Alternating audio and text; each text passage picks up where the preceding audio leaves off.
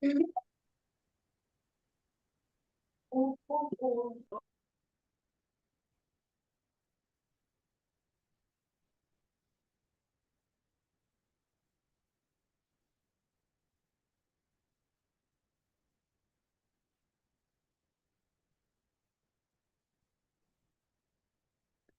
it's time. Welcome back, everyone.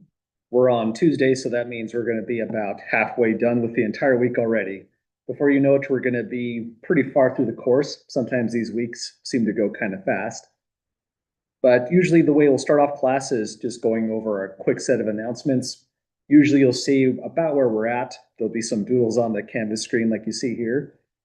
But before we get started, any questions or comments that you'd like to discuss right away?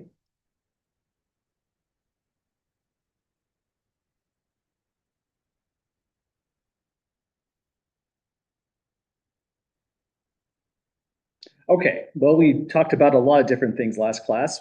Did some progress in the Unit 2A section, or that's their units, not sections. I always get that kind of mixed up with this book. Well, like we discussed before, your course materials, the textbook, the online homework is all contained within this link right here. And so if you haven't done so just yet, please make sure to click on that to link the Canvas course page with those course materials. It looks like about 75% of the class has gone through those steps already, played around inside of the MyLab system. So good on you if you've already done that.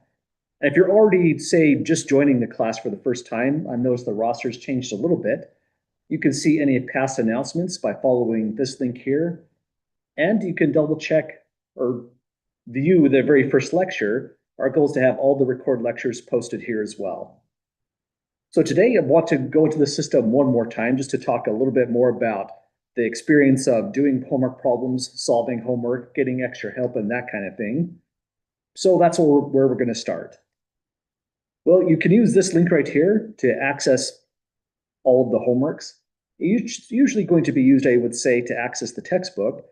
The more convenient way to do a homework or access them would be following this link down below right here. Under every lecture will be associated homework assignment. You'll have, for convenience, the stated due date. And if you click on this, we're going to test it out. In theory, this should take you directly into the MyLab system for that particular homework. So click on this here. Let's see what it does. There's apparently a new link you have to click on. So click on the new thing, open Pearson.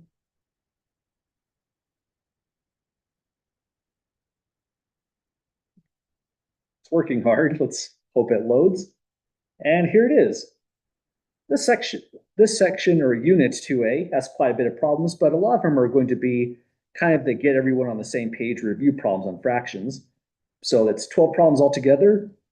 You could click on just the start button to begin on problem number 1. If you've done some work on it already, you could click whichever question you're on. You can do these out of order if you prefer, but usually it's intended to be done in order. And it's nice. One thing that's nice about this is you don't have to print anything out. If you click on question 1 and do any progress on this question where you submit an answer and click on the check answer button, it's just going to save immediately. So you don't have to finish all 12 questions all in one sitting. It's okay to break this up over multiple sessions. And like we mentioned before, this is just the kind of problems that we were doing at the start of our lecture notes. So we're going to practice doing these a little bit more to help support get through the homework. I'm going to try to always make it so that the problems that you see on the list here, there will be similar kind of problems that we also solve in the lecture notes as well. Well, any questions at the moment about working in the homework system?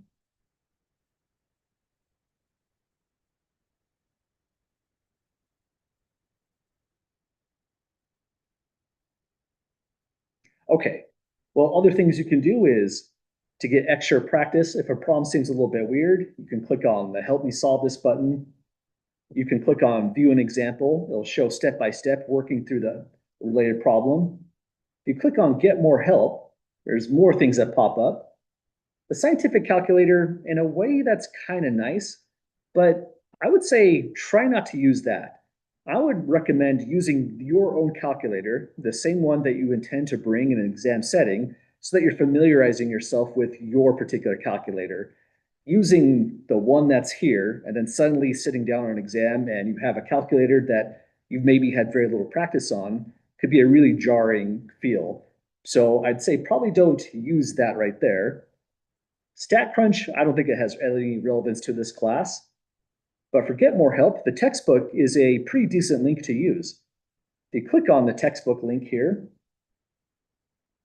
in theory, what this should do is take us to the most relevant section of the textbook to give us some formulas, additional reading. So if the problem you're working on seems really vague and strange, this is a great way to kind of freshen up on it. So I opened up this page by clicking Get More Help Textbook. This is the tab that popped up right here. And let's see, there's a lot of stuff that you could open, that you could click on. It's kind of overwhelming. So I found Open Textbook down here works pretty well. Or if you use this arrow right here to kind of expand out this tab, that works pretty well as also. Let me click on that one. So now it looks like a more bona fide pop-up. It's loading. Let's hope this works. And yeah, it's taking us right to the right relevant unit. The reading is right down below here. And so you can kind of use that to do targeted reading, refresh on any particular problem. So that would be a good link to take a look into for getting more additional help. Aside from that, this is a pretty cool link as well that everyone in class is encouraged to use at any point. Never feel like you're asking too many questions. I'm a pretty fast typist, so I'm pretty quick at replying to any of them. You're never going to overload me with questions. Answering questions is part of my job after all. If you click on this, here's what happens. Ask my instructor. What it's going to send me is the section you're on, the question you're working on, whichever part you could be on. You could say anything down here that might be helpful, even if it's just help, I don't get it. You know, that's information on its own. You might give me more targeted information on what you've tried, what's going on, and I'll be able to help out. The only thing that's kind of the downside for the Ask My Instructor button is it's sort of primitive inside MindLab. It could be better, but the way it really works is it's just going to send me a direct email. That's my ISU email address, the short form of it. So when I see that email, I can't actually reply to it and give you a reply inside the system. What I need to do is email you directly using your ISU email, my response to your question. So it's a little clunky in that sense, but if you're comfortable just asking questions in email, it can be pretty effective. So that's an additional way to get help. And I'll talk a little bit more about the system, talking about how to access late homework assignments and those kinds of things once you've had a chance to play around inside here a little bit more. But any last thoughts, questions, concerns whatsoever with the homework system?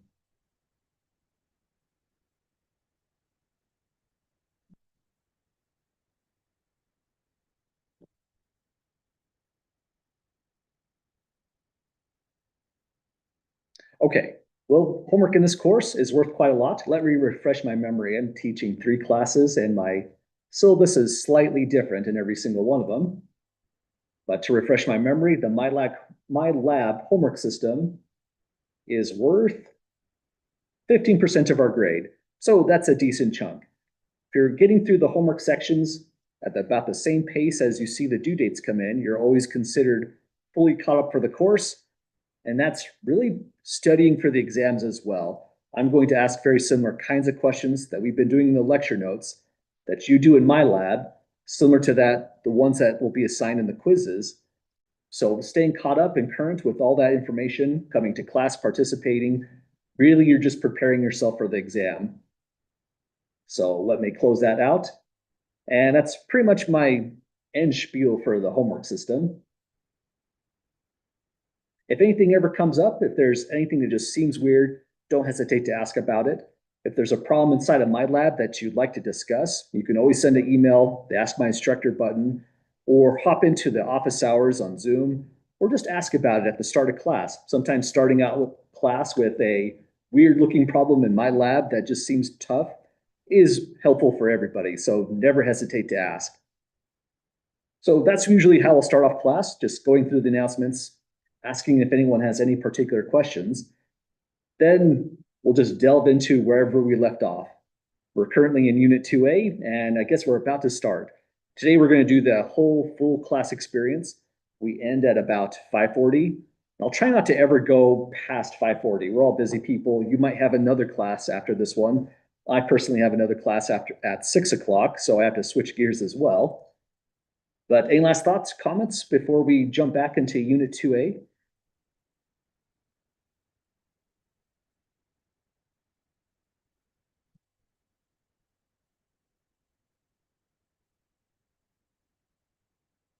Okay, well, let's get started. Unit 2A starts off kind of gentle. We're just all reviewing some algebraic techniques with dealing with fractions. Then we're going to do some work on the understand, solve, explain, some unit analysis on some other kind of word problems. We'll be using our calculator as well. I'll be using this one as just a fast classroom demonstration for the calculator. But it's good to have your calculator available for each class meeting, since just about every class meeting will be using the calculator. And that gives you some great practice for when you need to use it on an exam setting. So here's where we left off. We ended a little bit early just so that the first day wasn't too overwhelming, but we did make some pretty good headway in Unit 2A, getting caught up on working on fractions. The idea with part C here is if we're multiplying fractions, we want to reduce them first. Find a common factor that divides either numerator to denominator or cross from numerator to denominator. And then the big takeaway on this one, here's a mistake I made here, is even if you reduce it a little, we still multiply across the top. We took 4 times 1 to get the value 4, 2 times 7 to get the value 14, but it could still reduce. So we divide this one again by 2 in the numerator, 2 in the denominator to get 2/7. The division problem down below is absolutely different. We can't reduce at the very start like we did with the multiplication problem up here.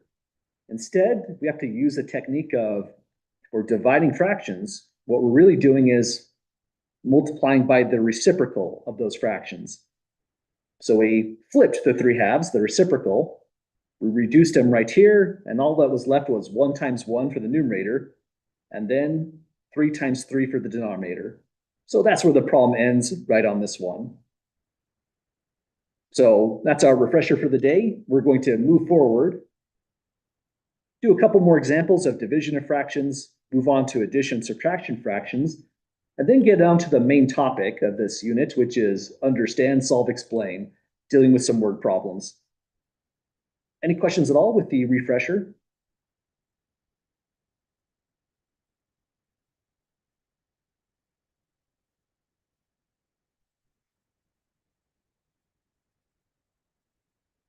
Okay, well, part B is one of those kind of annoying type of problems where the formula for dividing fractions involves 2 fractions, and now we're suddenly just throwing something different at us.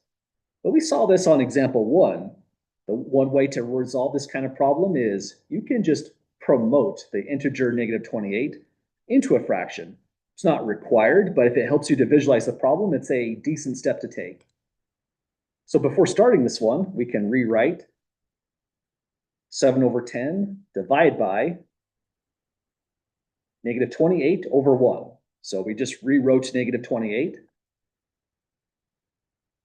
Now it's a bona fide fraction, and this construct here from the formula just tells us convert it to multiplication by taking the reciprocal of that fraction. So we're just going to flip it, call it a 1 over -28. So now it's 7/10 multiplied by 1 over -28. Let's color code that to show where that went through the formula. And at this stage, we're very nearly there. We can multiply across the top, get 7, across the bottom, -280, but we still have to reduce that. So a big takeaway that we mentioned last time is it pays to reduce right at this step. Well, 7's prime, it doesn't divide 10, so we can't cancel top to bottom this way. We can cancel across top to bottom. 7 goes into 28 4 times. So it'll go into itself once, into that 28 4 times. The negative sign is still alive here, trying to visualize just canceling the 28, leaving a negative 4 altogether by writing it that way. Now, at this stage, there's a lot of ways to write your answer. We can multiply across the top. In fact, we must. We get 1 times 1 for a 1. Multiply across the bottom, we get 10 times -4 altogether for a -40. And that's a completely fine way to write the answer right in that form, equals 1 over -40. Any questions at all getting to that step?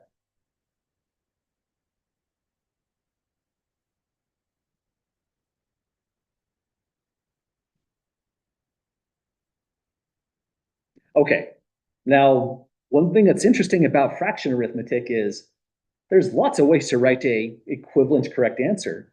You could also say that that's the same as -1 over 40.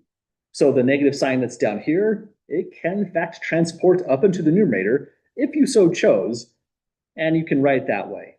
You might have noticed in textbooks, sometimes this whole thing is written as -1 over 40 in this way, the negative of 1 divided by 40. Either way you express this, you're talking about the same numerical quantity. And this is always a decent tool if you're doing something on an exam, and this was a higher stakes, and you just wanted to experiment around, you can double check. What's 1 over -40? It's -0.025. You change the format, -1, it's actually kind of hard to write in, -1 divided by 40, it's the same numerical amount, or write it as -1 over 40. Either way you express this, you're talking about the same quantity. In the homework system, they're all equivalent answers, and so I'm not going to be picky on how you decide to format that. The only thing required is it has to have a negative sign somewhere. Well, that's the first question of the day, and that's kind of our goal for the first part of the day today. Just review some more fraction arithmetic. I have one more division problem, and then we'll move into addition, subtraction of fractions. Any last thoughts or comments on part B?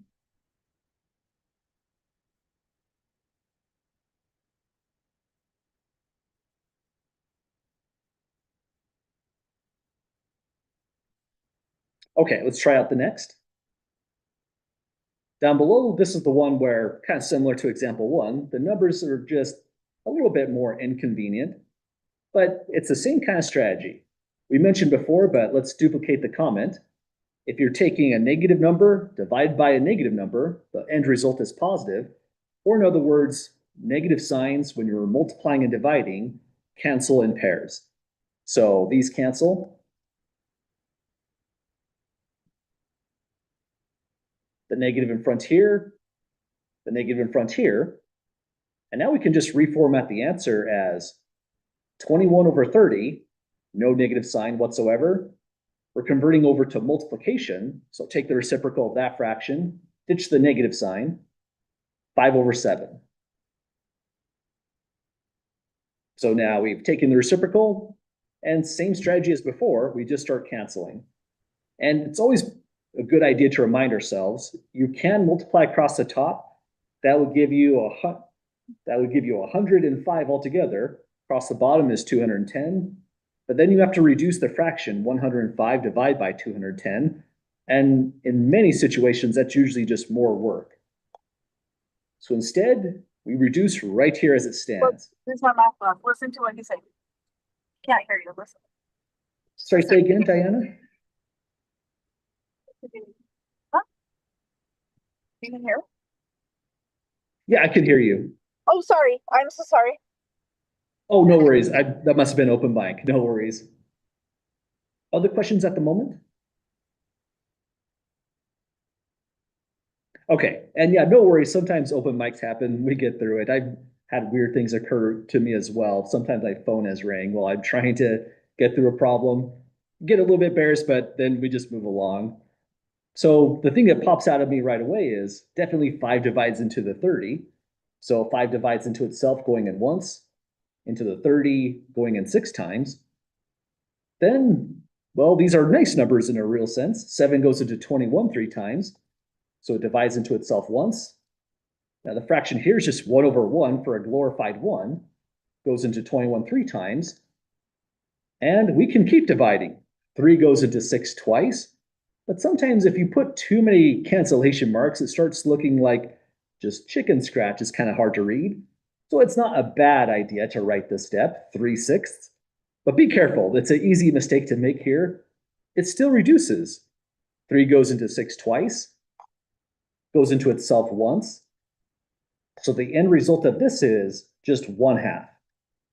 And you know, I probably would have never guessed that negative 21/30 divide by negative 7/5, that's just 1/2 or 0.5 as a decimal number. Well, we did it, folks. That's the experience of dividing fractions. In a way, it's nice because the whole takeaway is we convert division into multiplication. We just have to ensure we've flipped the second fraction by following that color coding. Well, any questions at all getting through these topics?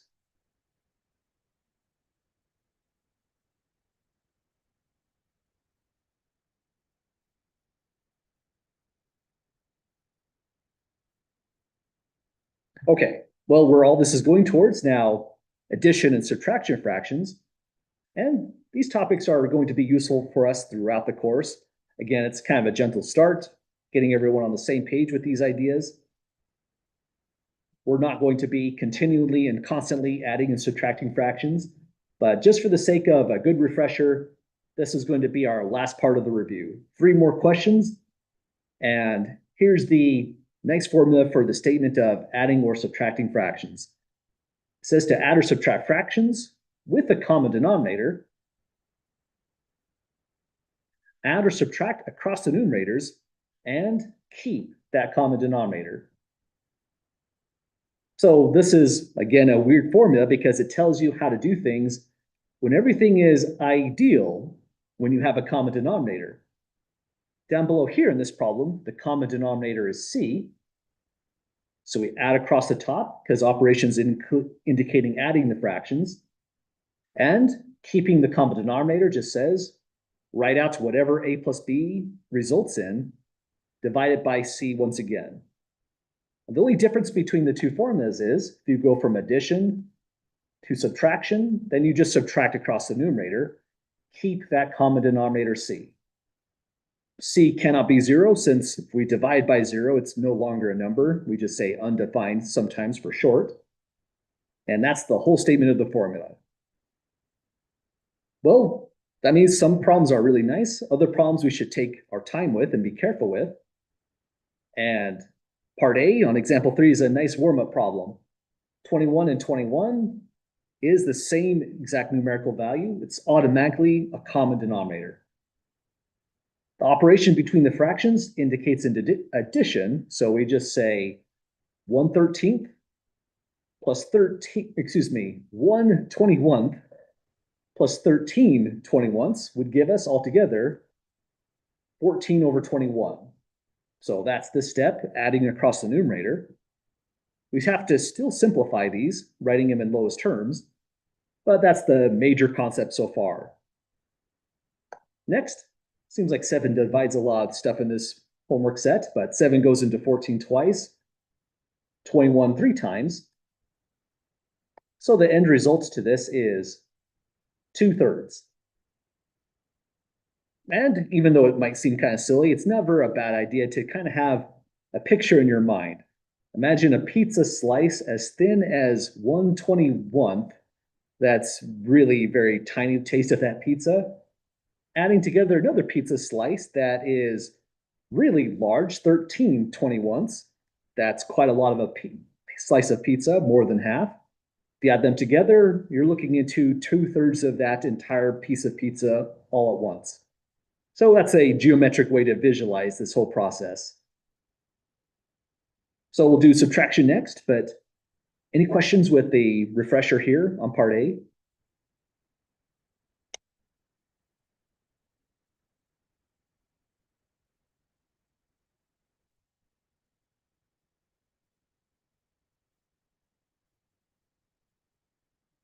Okay, well, part B is different.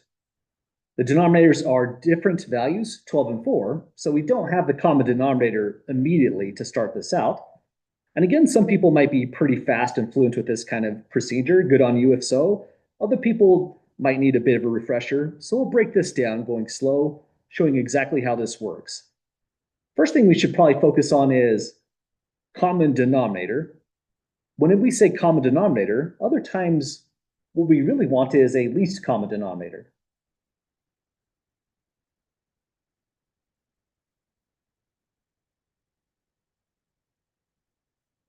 A common denominator will allow you to add or subtract across the numerators as indicated here.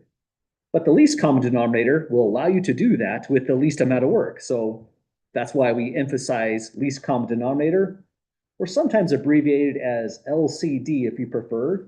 That might jog some memories about doing this kind of stuff. All the least common denominator has to do is the following. Here's how you can spot it. The least common denominator is the smallest number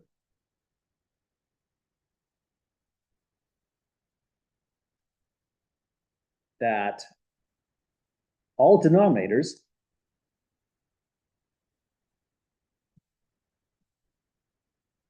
will divide evenly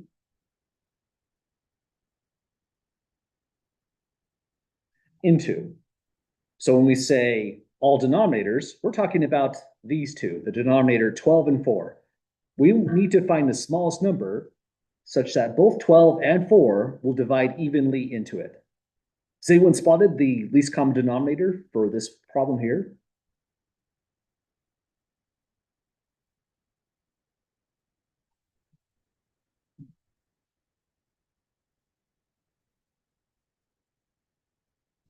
Not quite. The problem with the number 4 is 4 will divide into the 4, but 12 won't divide into that 4 itself. So we need a number that goes higher than 4, that both of those denominators divide evenly into. And yeah, absolutely right. The next responses, Jennifer and Rebecca both say 12, and that would do the job. So here's our test on this. Again, it's a pretty visual process, so when you're really wanting to study the concept, it's a good idea to just look at each of the individual moving parts. The claim is least common denominator is 12, so let's write this out. LCD equals 12. You don't have to take this many steps when you do this problem. This is mostly for the sake of the notes. But if this is really true, you should be able to take 12 and divide one denominator into it. Also take 12, divide the other denominator into it, and it has to divide evenly. So grab both of those denominators. It's kind of nice that one of them is 12 itself. The other is 4. If you work those out, 12 goes into 12 evenly, exactly once. 4 goes into 12 evenly, exactly 3 times. And this verifies that the least common denominator is in fact 12. So we're on the right stage with this one, on the right step. So that's the process. No matter how nasty these numbers might get, this is how we can verify we have the least common denominator. And we're not going to do some really nasty problems where it's going to be a whole bunch of side work, maybe factoring, to spot the least common denominator. This one, part B, part C, this is about what you can expect to see in the homework and on exams. We're not trying to go too far into left field, in other words. So let's take this whole problem, start it off from scratch. It's 5/12 minus 1/4. And we know what the least common denominator is. We know we already have one, but that 4 is still a problem. So here's the next idea that we use. Take 5/12 minus 1/4. And we're always allowed to multiply by the number 1. Always allowed. If we multiply a 1/4 by 1, we're not changing the quantity. It's still a 1/4. Other idea is there are infinitely many different ways to write the number 1. What's convenient for our purposes is to write it as 3/3. Reason being is we'd be multiplying across the numerator, but more critically, when we multiply across the denominator here to here, we bring back the least common denominator of 12. So really all we had to do to start this problem off is see what to multiply one fraction or the other in order to achieve least common denominator. So on the next step, all we're doing is multiplying across here. We have 5/12 minus 3/12. And finally, after some mathematical surgery on this thing, where we are right here is exactly the same as how part A started. We have the least common denominator. Now we'll just subtract across the numerator and simplify if necessary. So altogether, across the numerator, it's just 5/12 minus 3/12. So we say altogether 5 minus 3 for a value of 2/12. Then, still not done, kind of annoying, this reduces again, just like the 14/21 reduces. We can divide by 2 into the numerator and in the denominator. If we do that, 2 goes into itself once, into 12 6 times, and so the whole thing is just 1/6. So if we take something that's 5/12, a little bit less than half, subtract something that's 1/4, about exactly 25%, what we get is 1/6, a little bit less than 20%. Well, any last questions or thoughts, folks, running through this full process?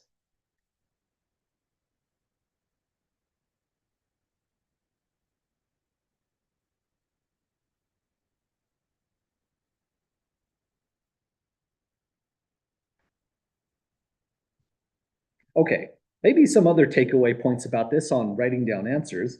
Because it's a math class, usually you're expected to show work to get full credit on problems. But this is a lot of work that we did this time. Everyone has a different background on doing these kinds of things, different mathematical level of where you're at, how familiar you are with these kind of problems. If you show me very, very little work, maybe just one step and then you're at 1/6, I'm not going to be too critical about that. I'm just going to assume you're pretty confident on doing this kind of problem, and that would be okay with me on a quiz or even an exam situation. If you show me a lot of steps, that's great as well, like we did here. You don't have to write down all these words, though. That could take up way too much time in an exam setting. That was really more for the notes. But other words of advice are, even if you feel really confident on a problem, if it's higher stakes, a quiz is slightly higher stakes, an exam is much more higher stakes. Any work you do show me, I grade on partial credit. So even if you feel very, very familiar with this problem, if you're doing it on an exam setting, show me a couple extra steps instead of just jumping from this down to 1/6. So that way, if you made any kind of small mistake and your answer, maybe it's off, maybe it's way off, if I can see a paper trail of how you got there, I'm extremely generous on the partial credit. So if your process is right, but the answer is wrong, you'll get almost all of the points. If I see a wrong answer, but no paper trail on how you got there, no work shown whatsoever, you could lose all the points in that situation. And that usually sucks if it was just something small, but you didn't show the steps. So for the sake of the exams, think of all this stuff that we put down here, quite a lot of steps, including even this information. That's just kind of insurance. If anything goes down wrong, and I said 4/13 or something like that, this is probably 4 points out of 5, just showing the right steps in the middle, the right process. But we'll try out one more and then get on to the main topics for this section. Any last thoughts or questions on getting through part B?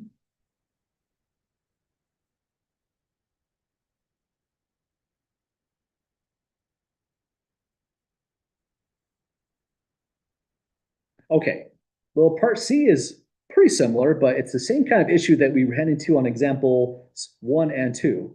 Occasionally, we have fractions mixed with integers. The strategy so far has been whatever's not written as a fraction, force it into a fraction. So let's copy that same exact strategy. We can rewrite this whole problem as 6/1 minus 6/7. Now, this is a more sensible problem. We are now actually looking at fractions. If one of your fractions has a denominator of 1, then the least common denominator is staring right at us. It's that 7 altogether. Least common denominator is 7 because 7 divides it evenly. 7/7 is 1. 1 divides it evenly, 1 goes into 7 times. So if we can just make this fraction here have a denominator of 7, we're on our way. Sometimes people take this extra step here, take another step, multiply by a new fraction. Other times it's visualized like this. I'm going to multiply by 7 in the denominator, 7 in the numerator. That will give us the least common denominator, the common denominator of 7 down below. And this is the same idea as what we did right here. We're really just multiplying by 1 because that can cancel and reduce back to where we started, an ordinary 6, or a 6 over 1. So when we do those multiplications, we get a 42 in the numerator. 1 times 7 provides us with the 7 in the denominator. Minus 6 over 7 just copied in. And that was our hope of hopes to get the problem to match the denominators. Now we're just subtracting across the numerator. 42 minus 6 will give us 36. We carry down the common denominator, and now it's 36 sevenths. Looks weird as a fraction, but you know what the good thing is about it is it's not like 2/12. It's not like 14/21. 7 does not divide into 36, so that's our answer. It's already in reduced form. It's an improper fraction. The numerator is larger, but you don't have to convert this to a mixed number. In fact, I think the MyLab homework system, I believe if I recall correctly, it wants the improper fraction. So it's okay to just leave it right in that format. Well, that was our entire review to get started in Unit 2A. We'll be doing these kind of reviews occasionally as we go through the course. Sometimes we might be reviewing exponent laws. Sometimes we might be reviewing some other mathematical concept, like say rounding, significant digits. So if there's any extra for background mathematical skills we need before starting the unit, this is usually how we'll start out. And there'll often be similar problems in the homework as well, so that feels like it's worth our time to get through these to help with the homework as well. Well, we got through it. That's our breakdown of getting through fractions. We'll be working with fractions in the coming units, this one included as well. So this will be a good refresher that helps out with the next bit of information. Any last final thoughts or questions before we go to the next exciting topic in Unit 2A?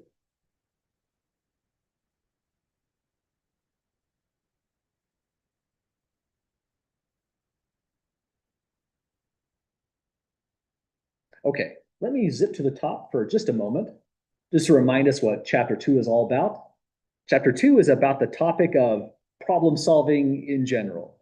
So in Unit 2A, we're thinking about problem solving as a process.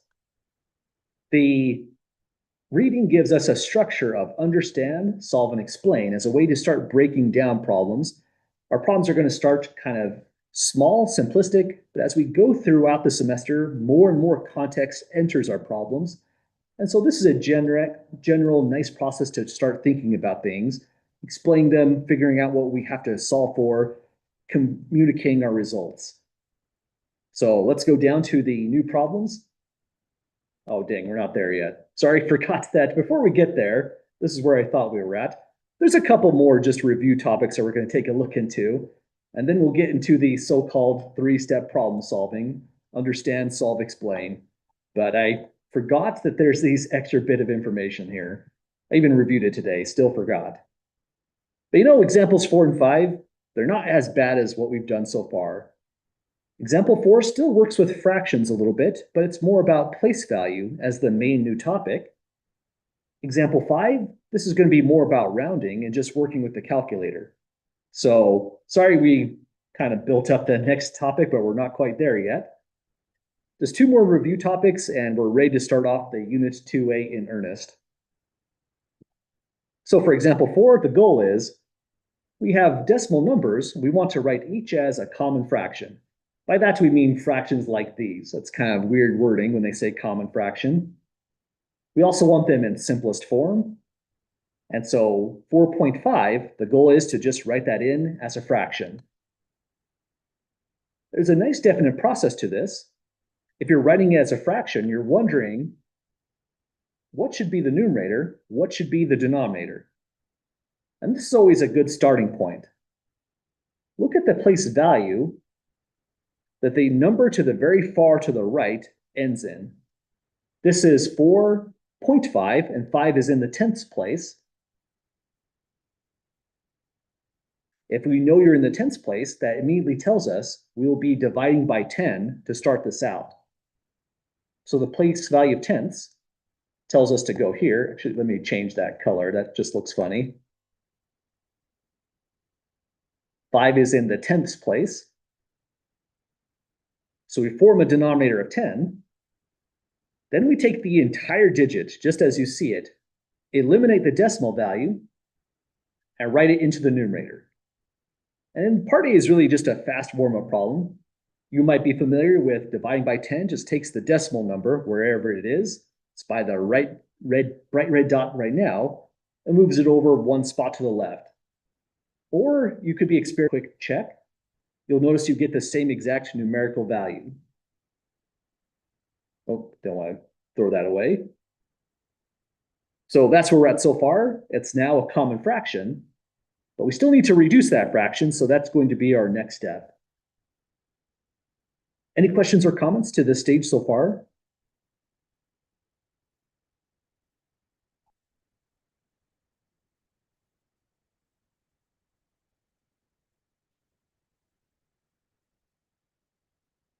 Okay, as for the next step, notice that you can divide, let's see, 5 into both the denominator and into the numerator. 5 goes into the denominator 2 times. 2 by 5 is 10. 5 goes into 45 9 times. 9 times 5 is 45. So the whole end result is just 9/2.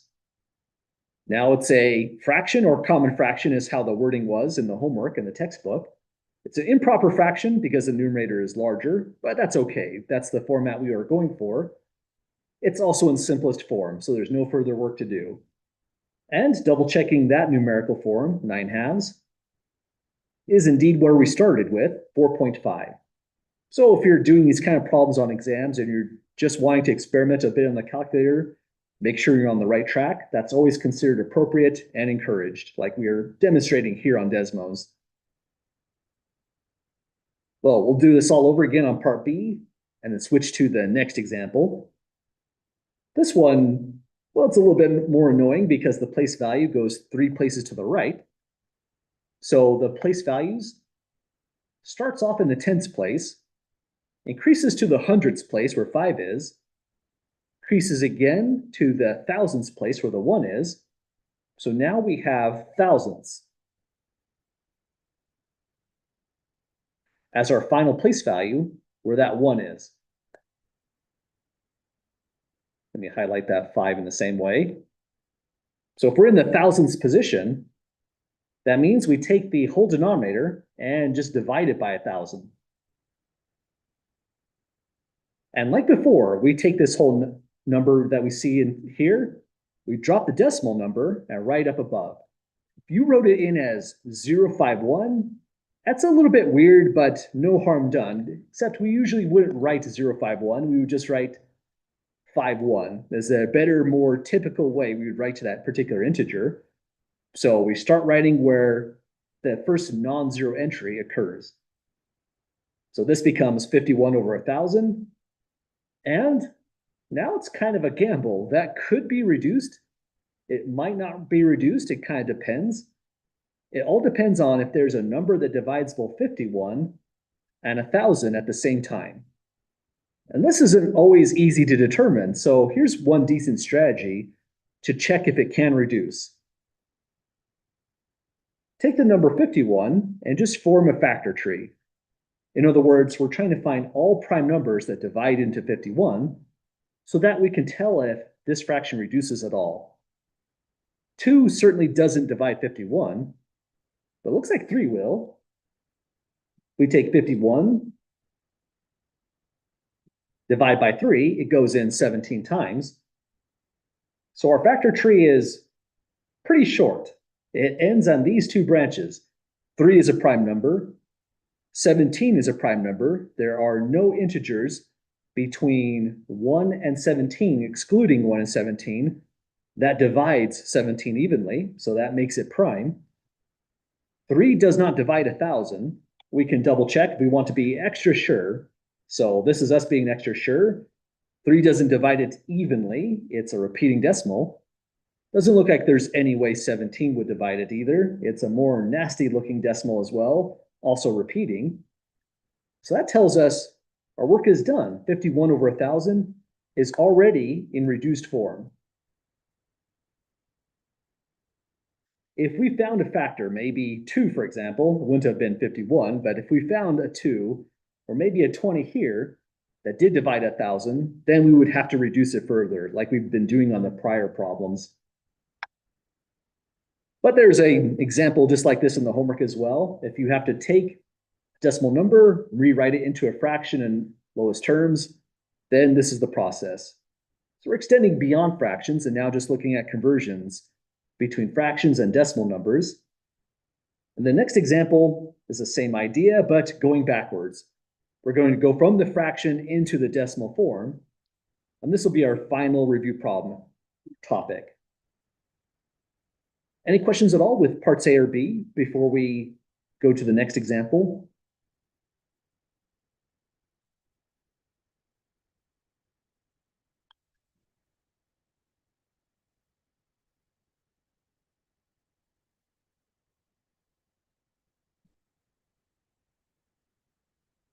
Okay, well, example 5 kind of goes in a pretty fast way.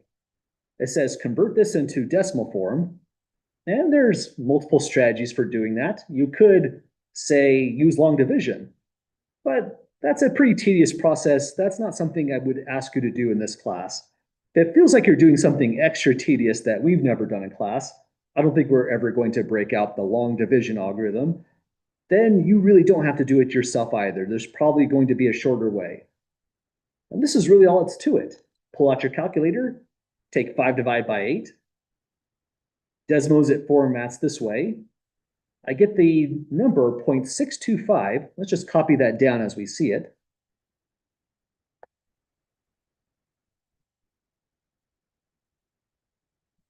We have now converted it to decimal form. That's kind of exciting. We didn't have to do anything crazy, like least common denominators, for example. We need to round it to the nearest thousandth. The 5 is in the thousandth position, so there's no rounding necessary. There's no number beyond that 5. That means our work is automatically done right exactly at that step. Just to emphasize, I'm going to put a box on it. So I want to just mention a couple extra comments to the right. So that's a pretty fast problem, but like we mentioned before, the main thing about this is really just the rounding aspect. We're rounding to the thousandth place, the nearest thousandth. Might as well highlight the word nearest. So let's just imagine, just for the sake of extra practice for us, what if we had a different fraction and this came out as 0.62573, or maybe it came out as 0.625,894, something random like that. Kind of spaced that decimal weird. Let me put it closer. So just for the sake of practice, if you had any one of these other versions, place value is still important for these kind of problems. If it says nearest thousandths, find the position. It goes tens, hundreds, thousands, 10,000s, 100,000s, and so on. So we're into the third decimal place on both of them. And you know what? I think I want to make one small change now that I'm looking at this. Let's make these examples go differently. Let me demote that to a 2 rather than the same thing, a 7. So now that we're rounding, the process is look at the number to the very right of the place value you're interested in. If the number to the right is 5 or higher, round up. Round up. If 5 or larger. So on this one, rounding to the nearest thousands will give us that this is equal to approximately 0.626. So that place value to the right of the third position is higher, so we round up to the next value, 6. On this one, we're below 5, and so we're rounding down. The way this would look like is rounding down just means we eliminate the 2894 and just put down 0.625. So that would be the end conclusion on this one here. Hi, question? Oh, just a visitor. Well, any questions or comments at the moment? Getting through either one of these two?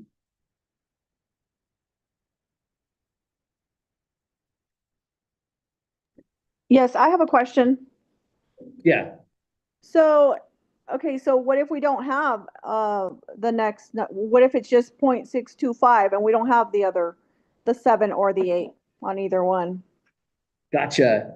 So if it's just a 0.625, like in this example here, then we just stop. Even if it's said to round, if there's no numbers to the right, then that's our answer. But we don't have to do anything further to it. Oh, I see. Okay.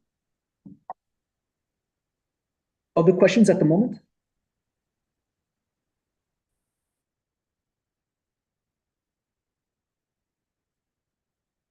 Okay. As far as doing the homework goes, this topic right here on example 5 has the potential to be one of the more annoying things that can occur in the MyLab homework system. There's a lot of times where you're doing a problem and you have everything down, right? You completely understand the concept, but very often the instructions in MyLab says to round to a certain place. Sometimes they'll say round to 3 decimal places. Or like this problem, it might say to round to the nearest thousandth. And if we make one simple mistake on just the rounding, sometimes it doesn't take the answer and we have to try again. It's extremely frustrating. So this is one of those problems where this is a very valuable brush up skill for us, just for the sake of not getting super frustrated with MyLab. And if that ever happens, if MyLab is just not taking your answer and you know in your heart, you understand the concept, it should be right. Once again, don't hesitate to email, ask about it at the start of class, and we'll all investigate it together. But I found that a lot of times what it came down to was just the rounding, and it can be frustrating. Sorry about that. Hopefully no keyboards get thrown across the room. If you're getting frustrated, never hesitate to reach out and ask for help. Well, we'll try it again just to get some extra practice on this. This time we're looking into 2/3, which is a fundamentally very different fraction than 5/8. 5/8 has a decimal expansion that terminates. It just ends right at that 5. But this one doesn't terminate. This one's a repeating decimal. Again, we don't have to long divide. You might know this one by heart already, but in the calculator, if we double check, it's 0.66666. I've lost track, but 6 is going down the line. That 7 is a lie. It's really approximating when it put in that 7. It's rounded on that decimal place here, rounding up. So if you're putting this down on paper, you might go like this, equals 0.6 bar. You might recall doing that. This says it's a repeating decimal. The 6 is just repeating on end. Remember that 7 is a lie. The calculator just can't show you infinitely many 6s. It doesn't use the bar notation, so it rounds up when it gives the answer. Same probably with your calculator as well at home. So that's the number written as a decimal, but if the instructions are to round to the nearest thousandth, that's not actually the most convenient way to round the number. Better way to do this is to expand it even further. You can go 0.666. That would be enough digits. Sometimes people might go ... to say, and so on. There's more 6s going off to the right. Other people might just write a whole bunch of 6s altogether and just stop to convey there's a lot of them. But if the instructions are to round to the nearest thousandth, as long as you have 4 digits or more, you're on the right track. So I'll just go like this as a compromise. I've expanded it out quite a lot. 1, 2, 3, 4, 5, 6, 7 place values of 6s. And then I put a bar on this one to say, doesn't stop there, it just keeps on going. When it says to round to the nearest thousandth, we go to the tens, 100s, 1000s position. We're here. The place value to the immediate right is higher than 5, so it tells us that position there rounds up.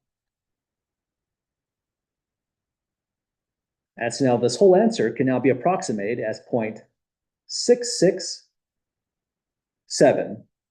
Let me highlight this to show where the rounding actually turned into on all these 3 different versions. So the calculator rounded up to 7 on way over to that place value. It's trying to give us a highly precise answer. But we were only going to the nearest thousandths, so we're calling our answer approximately 0.667. Less precise, but if my lab wants it to the nearest thousandths, they're very literal about that. That's exactly what we would have to give them right there. Whether you put the 0 in front or not, that's really a stylistic choice. My lab doesn't mind. Okay, so that's the refresher on rounding. Any last thoughts or comments at all, folks, on getting through any one of these?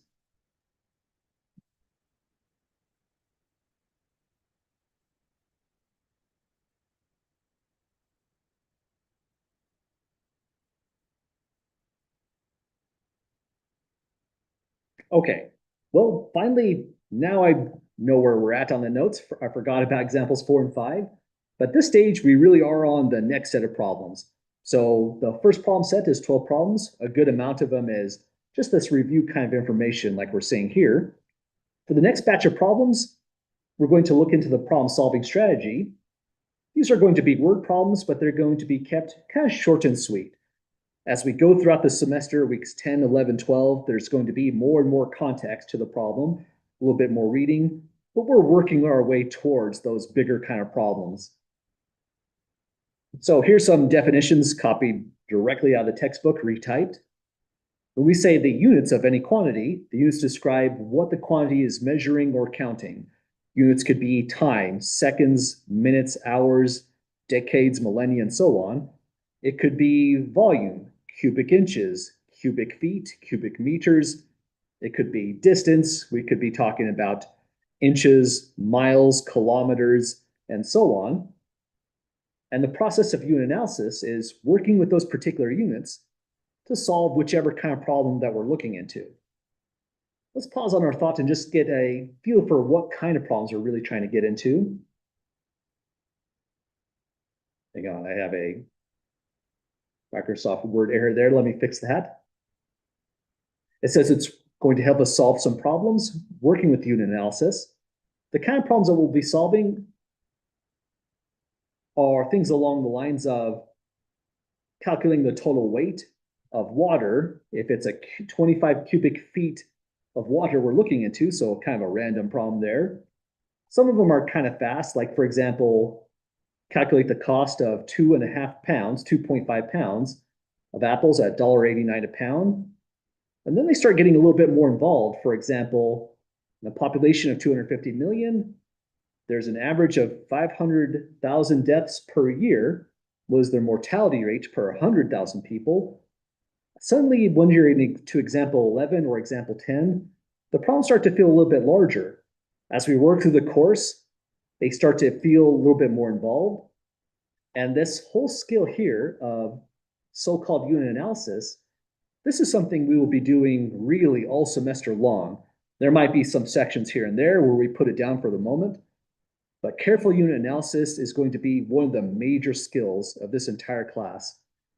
So even though some of these problems you can probably do in your head, or just grab a fast calculator, punch something in and get an answer out, and you're probably right if you have good intuition on this, I'll be showing the problem strategies very carefully in a step-by-step basis using unit analysis, carefully writing down units on everything, just so that we can practice it as a skill. It'll become much more useful later on when the problems get more involved. So for example, on this one, calculate the cost of 2.5 pounds of apples at $1.89 a pound. Some people might already know exactly how to do that, but we're still going to break that down to show how the unit analysis works and get a feel for that as a skill in its own right. I have a quick question. Yeah. Are we going to be able to use our calculators? Is that what you're saying? Yeah, absolutely. We're going to be using our calculators quite a lot through these problems down below. We'll be rounding to the right place values as necessary if the instructions ask us to round. Sometimes we'll get exact answers like on this one right here. But yes, we're going to be using our calculators quite a lot. So think of the work that we did above is really just a review of some topics to help us work out fractions when fractions do come up so that we can go into the calculator, divide the right quantities, and get an answer rapidly. I see. Thank you. Yep, absolutely. Other questions at the moment?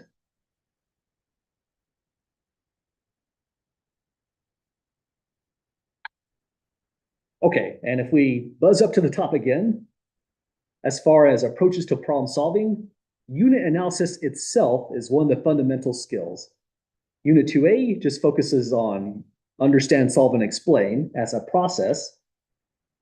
And so that's what the first question down below here under unit analysis is all going to be about.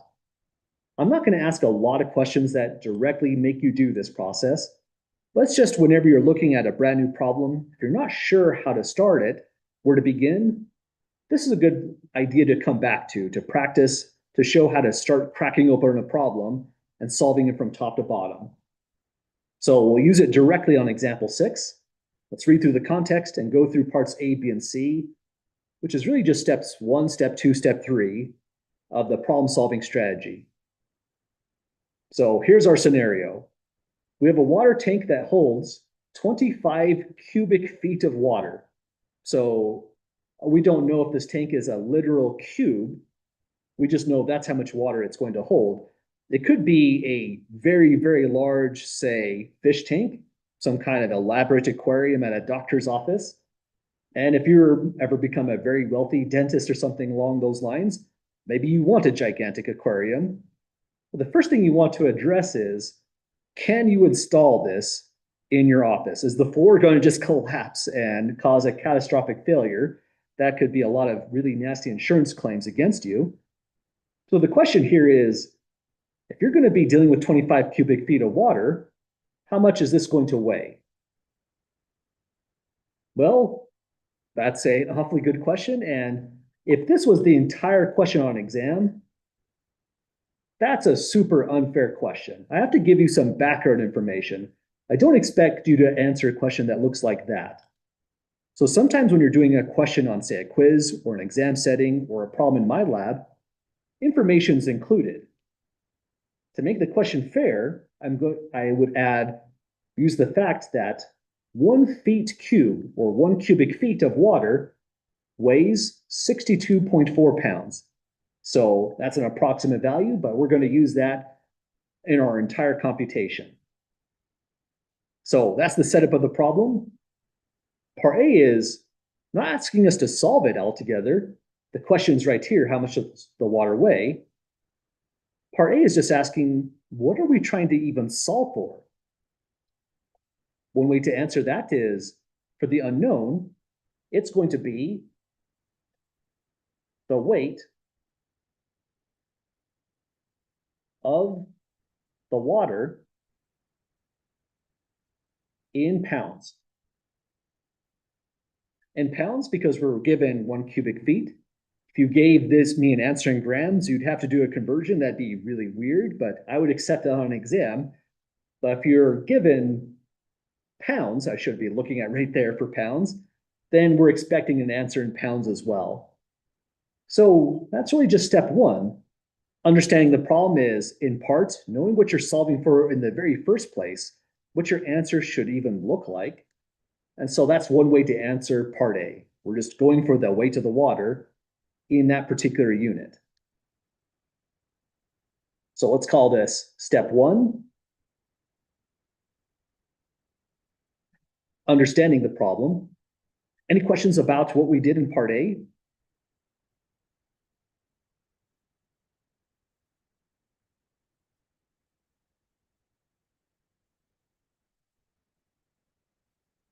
Okay, well, for part B, now we're going to involve the unit analysis aspect of the problem, where we have an answer that we're expecting to be in pounds. Let me just decide on how to reformat this. When it says use the fact that 1 cubic feet of water weighs 62.4 pounds, we can re-express this in a different kind of way. This tells us that 1 feet cubed of water, I'll just say 1 feet cubed water for short, over 62.4 pounds, LBS will be my approximation for pounds. This would be just equal to the number 1. So we have a nice fraction that we can write down just from scratch. 1 cubic feet of water weighs 62.4 pounds, means we have an equivalence right here. And we can even flip that whole fraction around. It's the same as also saying 62.4 pounds divide by 1 cubic foot of water equals 1. So our given information right here gives us these two equations, which we can work with. The trouble, though, is only one of those equations work. And part of unit analysis and the problem-solving strategy, part of that is to tell us which fraction we really have to use. So this is a very big and important aspect of the problem so far, taking the given information and writing down these fractions here. Sometimes we call both of these fractions conversion factors.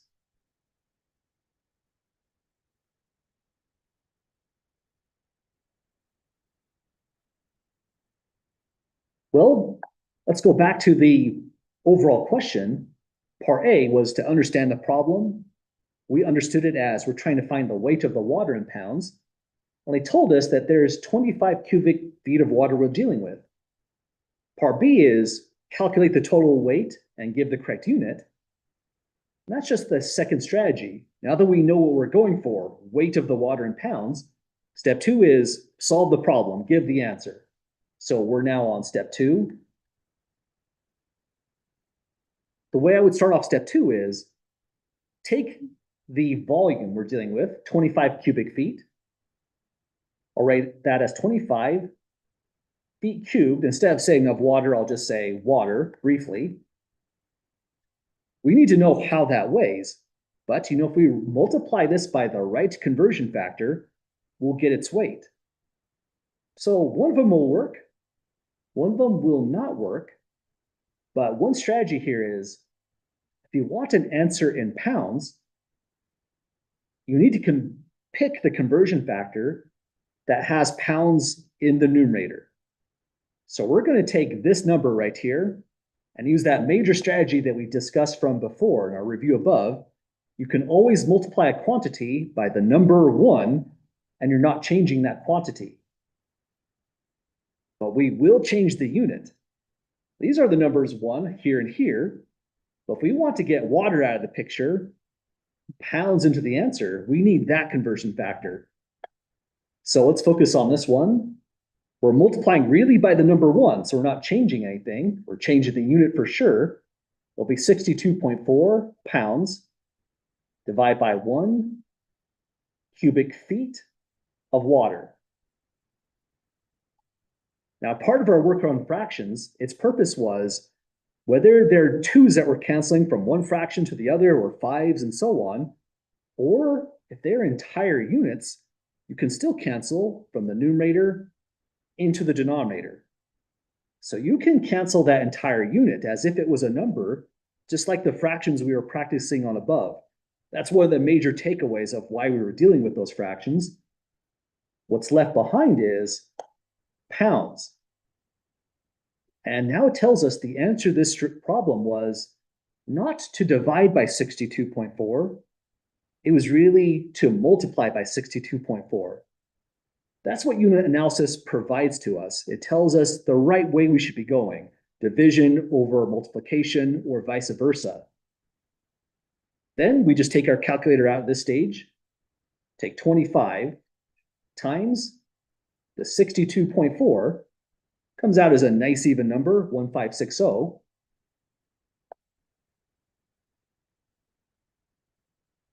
LBS for pounds.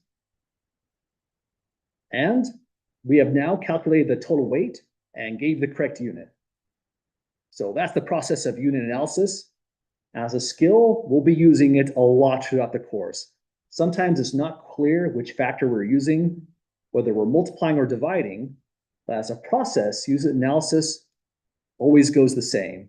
If you want pounds, you have to cancel cubic feet of water. So that's why it had to be in the denominator.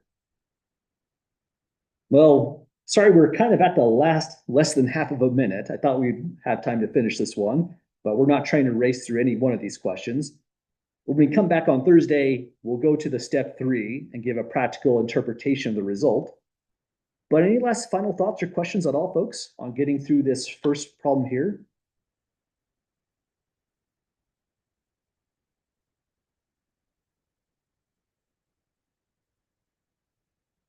Okay, well, thanks for your careful work. Excellent questions on getting through these kind of problems. Once again, examples 1 through 5, really just a review. And you're going to start to see how all of those skills we used in examples 1 to 5 really enter into these now questions we're getting into starting on example 6. We'll come back on Thursday, refresh this one, and then move forward in the notes. But have a great night, folks. We'll be back to it on Thursday. Thank you. You bet. Thanks. Thank you. Absolutely. Have a good one.